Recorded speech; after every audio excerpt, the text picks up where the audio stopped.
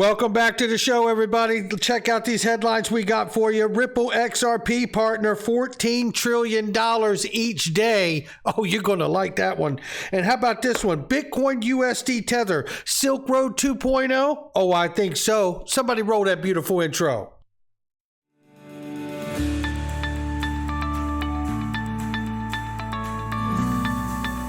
Digital Perspectives with Brad Kimes. Come on in.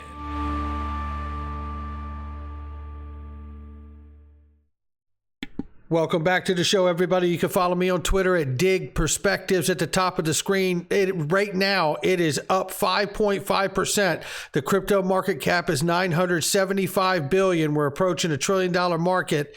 And right now, $20,800 for Bitcoin. It is up considerably, 2% on the 24-hour. But you know what? We were below 20,000 in the 19,000 range just not long ago. I think within the last 24 hours, to be honest with you. Ethereum, 1,200 plus right now, and XRP is 33 cents. Let's take a look at the range of price very quickly before we move forward here. It is 32 cents on the bottom and 35 cents on the top. We'll keep an eye on that. We're up 3% on the 24-hour. Look at this, ladies and gentlemen. There's a great offer going on today, but before I tell you what it is with Link2 and private investing made simple, this is a senator going to work for all of us. It's Senator Pat Toomey, says the investments in private equity and crypto could lead to financial success in retirement, and that current investment rules prevent Americans from having a more secure, diversified portfolio. Well said, Senator Toomey. And if you want the special deal on private equity today and you are accredited, do not hesitate to click this link right here or the one underneath of this video for Link2. And if you're already an accredited investor with Link2, click the link. Make sure you get the deals. Block Daemon builds the infrastructure that makes blockchain work. We've lowered the minimum investment to $5,000 for Block Daemon and for Ripple. Plus, you can earn $1,000 in Link2 bucks when you invest in both. The offer goes from today or ends 7/16 at 8 a.m. Pacific time. So it's on right now. Do not miss it. If you're going to get it, it runs out quick. Take a look at this very quickly here.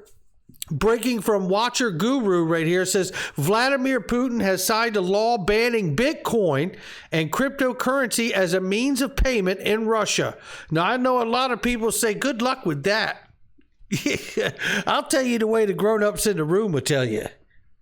You can't stop Bitcoin, the technology. This is true. But you can tax it out of existence if you want to. That's the truth. All eyes for me are now on the European Union and putting through a carbon tax on proof of work and mining of Bitcoin. Don't believe that. I believe that's coming true. Crypto VCs and execs gave thousands to Cynthia Loomis in 2022 second quarter, and lo and behold, she introduces a crypto bill. Here's the bigger problem. The bigger problem is how much longer is the charade going to continue? Bitcoin is not decentralized and it is not anonymous. Where is the public disclosure from the SEC and the CFTC? Or anyone in Congress questioning this? The Department of Homeland Security has made it abundantly clear, for which the SEC was at this conference, that in fact there are 4 people that make up Bitcoin, and it is not anonymous, and it is certainly not decentralized.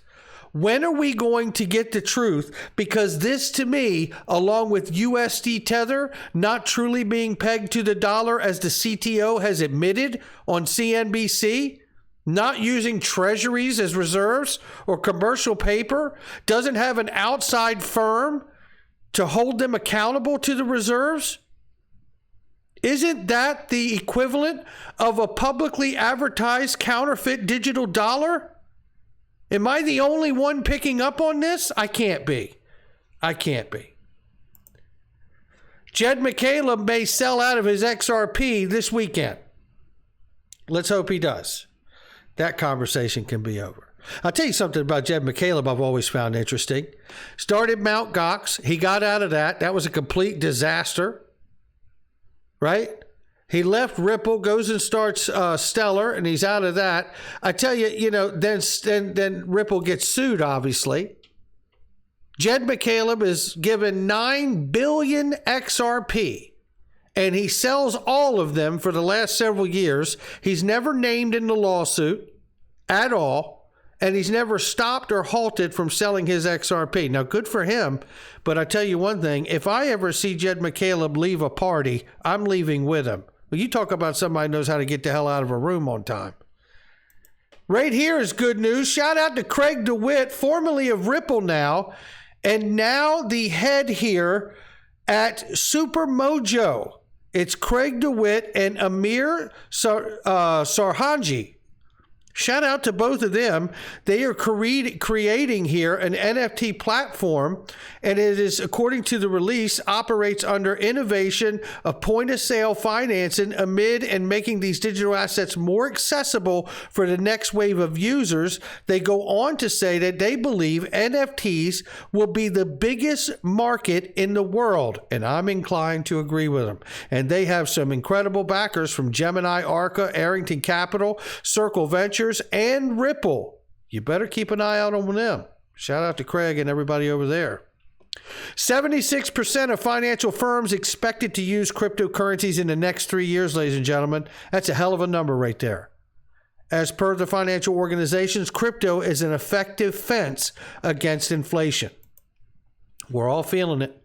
United States Securities Exchange Commission Chair Gary Gensler, in an interview, said that the agency may consider exempting crypto companies from certain securities laws. Well, isn't that interesting?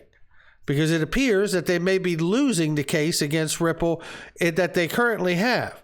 So this is a fitting statement. Not to mention, if you've seen the clip that I'm going to play here in just a second for you, I believe that the case now is stuck over the Reeves test when something is a note and whether that note is a security or not.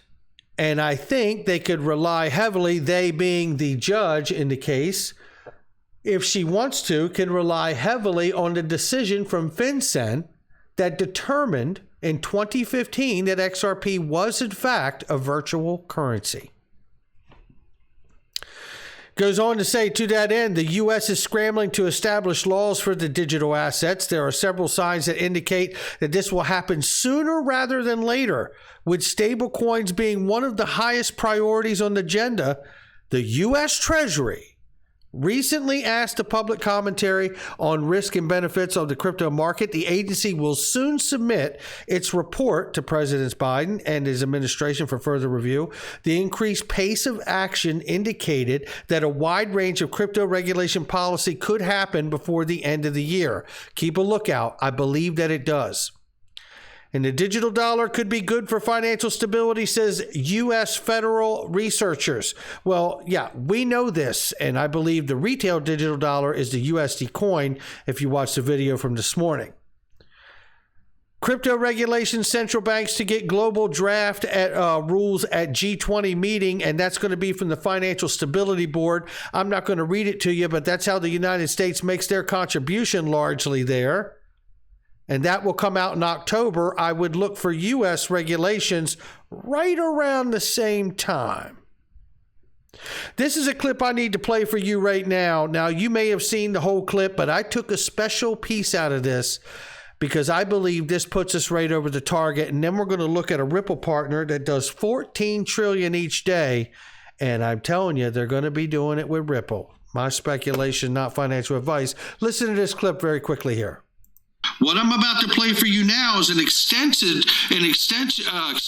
that clip where the host of this, the lawyer himself, I'm sure, is sitting here and talking about how important it is that we all get brushed up on the Reeves test now, because we all are very well versed on the Howey test. Take a listen to this.